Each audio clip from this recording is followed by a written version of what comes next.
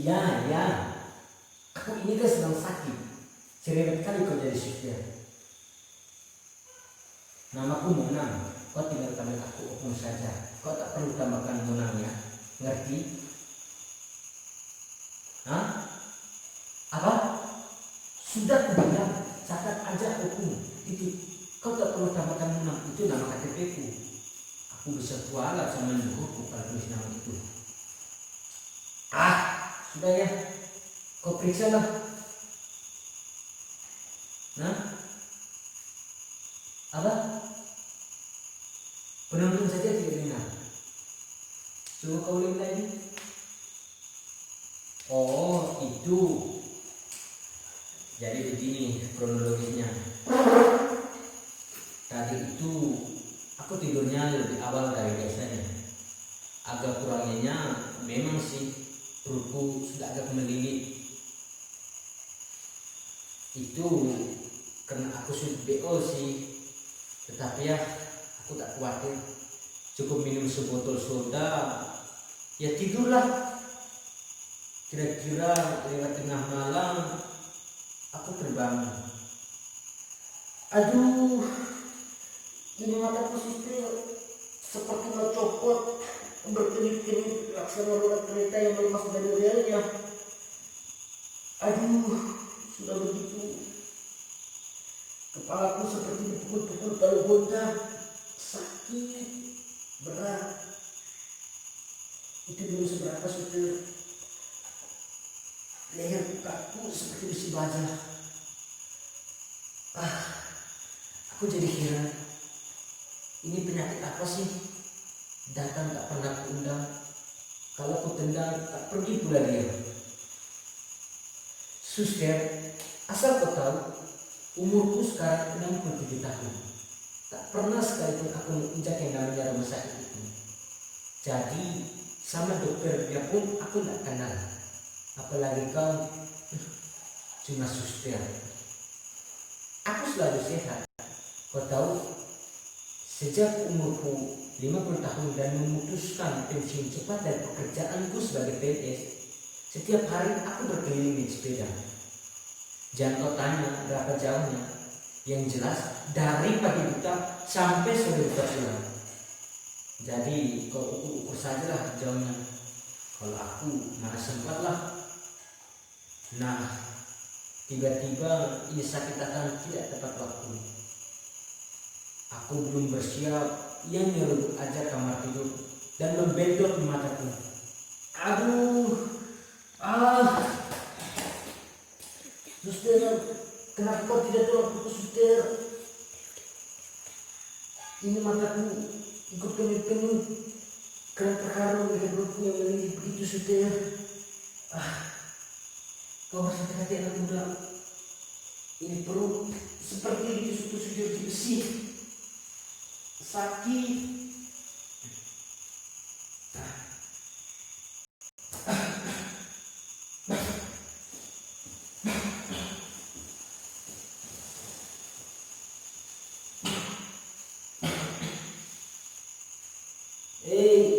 Siapapun itu, tolong bawakan aku ember. Aku mau muntah.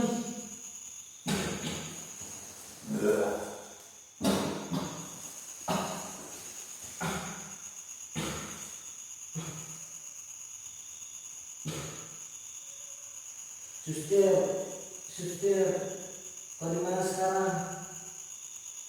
Aku lapar nih. Bolehkah aku makan dulu? Setidaknya sebelum jarum infus itu kau masukkan ke nadiku, izinkan aku makan setidaknya 3 sampai 4 suap gitu ya, suster. Memang sih kemarin sore aku sudah makan, tetapi tadi kan sudah keluar lagi. Jadi beri aku kesempatan untuk makan lagi ya, suster.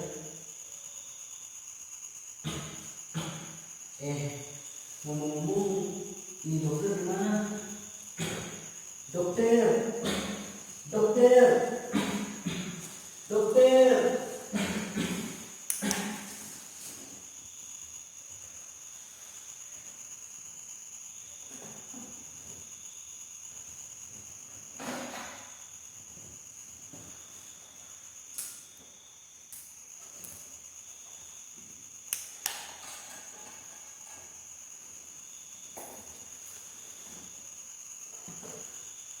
Jabatanku memang sekedar perawat di sini, tetapi aku berkuasa penuh untuk menentukan nasibmu. Camkan itu.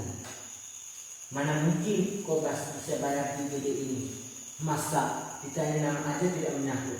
Padahal kau punya KTP kan? Aku belum tanya kau soal siapa yang menanggung nanti kalau perobatan ini diberikan kepadamu. Mana ada sih rumah sakit terbaik dengan dokter-dokter dan suster terbaik yang gratis? Gak ada kan? Gak ada kan? Nah, aku saja tak tahu asal usulmu. Tiba-tiba dengan ilmu pendudukan dan rukun aja masuk UGD. Memangnya itu gede mbahmu yang meskipun namanya unit gawat darurat, tetapi tempat ini juga punya prosedur untuk membantu. Pertama, aku harus tahu dong, namamu siapa, dari mana asalmu, penduduk sah atau liar, pekerjaanmu apa, kedua siapa orang tuamu, bagaimana kondisi ekonomi keluargamu. Jadi prosedur tetap alias protap itu harus kau penuhi terlebih dahulu, barulah minta perawatan. Baik, sekarang tanya sekali lagi ya, sebelum kupanggilkan dokter, kira-kira siapa yang akan menjamin perawatan di sini? Karena kulihat dia kepalamu itu penyok-penyok kan? Nah, itu tanda-tanda klinis kau mengalami benturan keras. Mungkin pernah benturan di masa lalumu, atau juga kena kecelakaan fatal di jalanan. Tanda-tanda itu berarti kau tidak bisa lagi berpikir normal. Di dalam cangkang kepalamu itu otak mengalami tegang, sehingga tidak bisa bekerja secara waras. Dan jelas itu butuh perawatan yang sangat mahal dan berbulan-bulan. Apa kau siap menanggungnya? Ya kalau kau siap, aku akan beberkan tahapan tindakan medisnya. Pertama, kau harus menjalani MRI, di mana kepalamu itu akan dimasukkan ke dalam sebuah terowongan yang sempit dengan resonansi suara yang memekakan telinga. Kira-kira akan berlangsung 30 menitan dan biaya itu bisa mencapai 55 juta rupiah loh. Sanggup gak sih? Kau diam aja? Mungkin kau tidak sanggup membayarnya kan? Itu saja baru kepalanya ya. Kuperhatikan saat masuk UGD kemarin, kau menyeret kaki kananmu kan? Nah, untuk memastikan kakimu itu masih utuh atau sudah remuk, itu juga perlu tindakan MRI atau setidaknya ronsen. Semuanya buat memastikan bagian-bagian tulang sudah patah. Ronsen itu juga sudah tindakan medis, jadi kau juga dikenakan biaya setidaknya bisa mencapai 2 juta rupiah lah. Artinya untuk kepala dan kaki saja kau harus menyediakan uang 7 juta rupiah. 7 juta rupiah loh. Apa kau sanggup? Dan semuanya itu belum termasuk dengan lutut. Jadi dari kepala, lutut sampai kaki itu satu kesatuan yang harus kau hormati jika Bapak ingin menjadi manusia normal kembali. Enggak sanggup kan lihat penampilanmu yang kira begini? Aku sangat yakin kau bukan tipe orang yang sanggup membayar pengobatannya sendiri. Aku lupa lagi, hitungan yang tadi itu belum termasuk tindakan medis lainnya loh. Misalnya kau butuh operasi bongkar kepala buat memastikan atau memperbaiki saraf-saraf yang bikin penyok tadi itu loh. Penyok tidak bisa diperbaiki di tutup medik, memangnya mobil tua.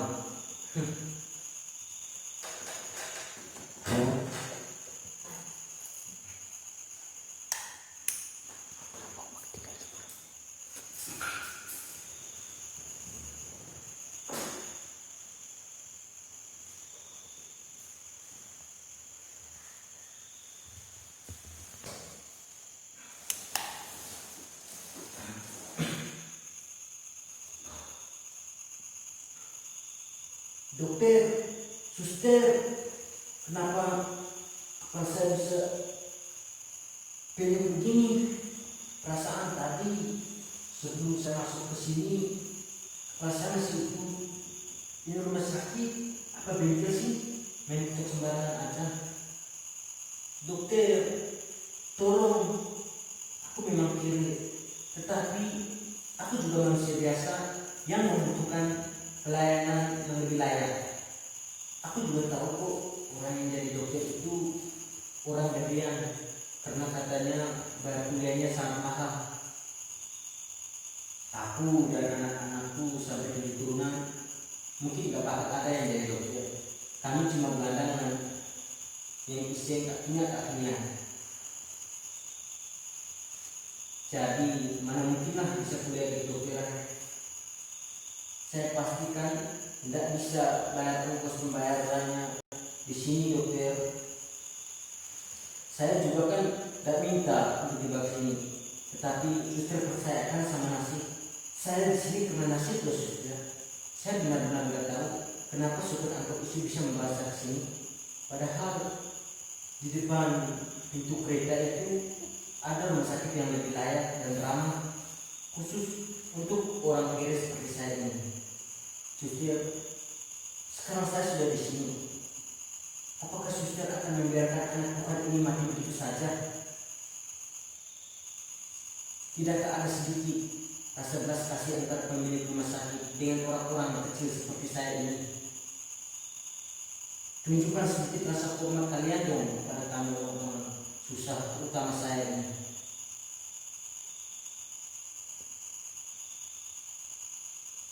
Suster, saya memang kiri. Lebih baik saya mati sebagai orang kiri daripada saya harus mati menderita. Mati di gubuk sendiri masih lebih tenang, rasa akan menerima limpahan rasa kasih dari saudara dan orang-orang terdekat saya. Daripada di sini saya akan mati menderita dan kesepian. Jadi lebih baik biarkan saya mati di sini ya suster.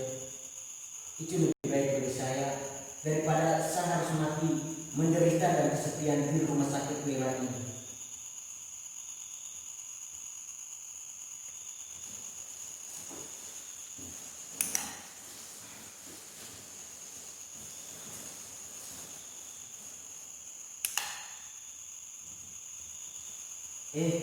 Buyung, apa kau dengar tadi keributan di sini? Aku dengar tadi ada yang teriak-teriak panggil dokter. Bilang pagi tadi aku sudah minta dokter ahli. Aku tak mau loh tiba-tiba penyakit stroke. Aku diam-diam. Apalagi mati tubuh kalau tubuh mati separuh. Itulah sebabnya aku rajin bersepeda. Tapi bukan semua goes-goes olahraganya, tetapi aku menikmati pemandangan yang indah sepanjang jalan. Nah, disitulah aku akan tahu warna-warni kehidupan. Jadi karena itulah saya sengaja pilih jalan-jalan ke kampung, karena selain udaranya yang begitu segar, banyak orang-orang yang menyapa kita, sehingga rasanya kau punya banyak saudara. Sebagai perantauan Medan, aku harus pintar-pintarlah mencari saudara di sini. Ada pepatah bilang, kalau yang jauh tetap kerabat, maka yang dekat itulah yang menjadi saudara. Maka kalau kau sukses di kota, orang-orang sekampung bisa kau tampung, dan orang-orang sebelah jangan pula kau tak asukannya.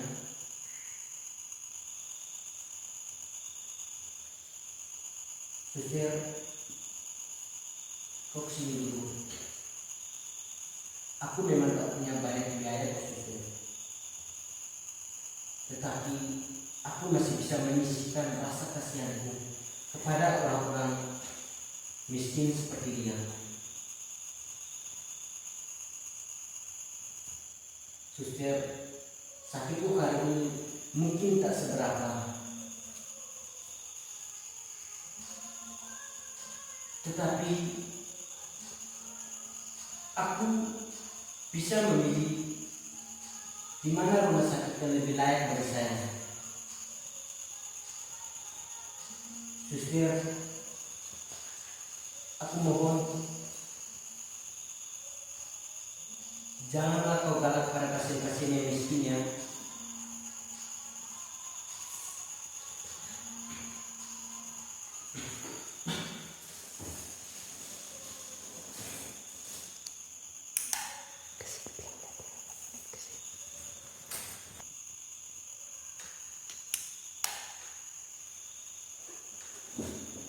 Apa benar ini dengan opung Monang itu?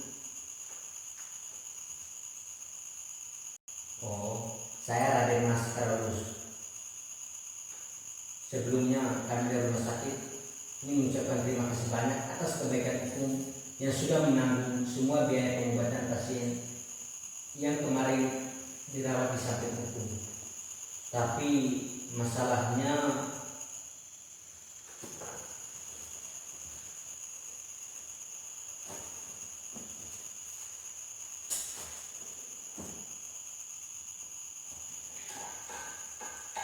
apalagi sih Pak Direktur? Aku kan sudah bilang, masukkan aja semua tanggungan pengobatan pasien itu tadi kepada tagihanku. Ini bukan soal mencari pahala loh Pak Direktur, tapi aku cuma ingin ia mendapat kesempatan untuk sembuh kembali. Aku paham dia pasti punya keluarga dan pasti punya saudara dan anak-anak serta istrinya. Dan mereka pasti sangat membutuhkannya. Suster, Pak Direktur, itu saja yang mau saya sampaikan. Pasti Pak Direktur bisa membayangkan itu kan.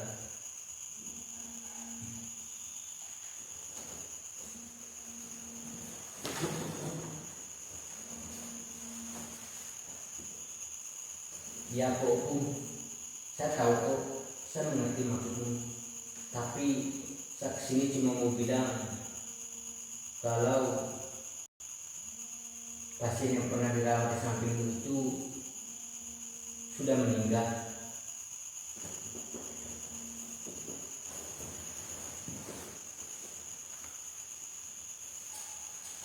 Apa Pak Direktur? Sudah meninggal? Ya Tuhan, kenapa nyawanya yang Kau ambil? Kenapa bukan aku ya Tuhan? Kenapa bukan aku yang dibuang?